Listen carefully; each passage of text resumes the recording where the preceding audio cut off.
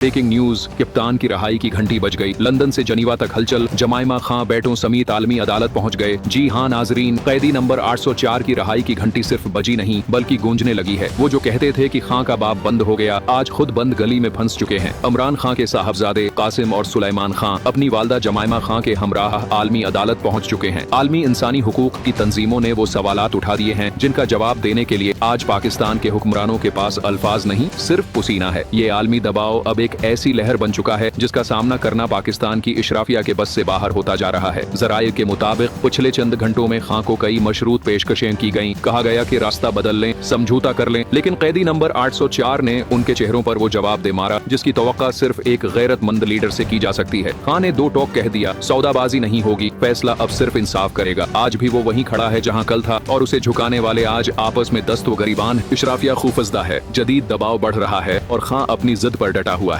वक्त बता रहा है कि अब फैसला अवाम की अदालत और आलमी इंसाफ के तराजू में होने वाला है। तैयार हो जाइए क्योंकि हवाओं का रख बता रहा है कि वो वक्त दूर नहीं जब कप्तान एक बार फिर अवाम के दरमियान होगा। अब फैसला आपका है। क्या आप इस हक की आवाज के साथ खड़े हैं? आपका इस बारे में क्या ख्याल है? अपनी राय का इजहार कमेंट सेक्शन में जरूर कीजिए। वीडियो को लाइक, शेयर और पेज को फॉलो करना न भूलें।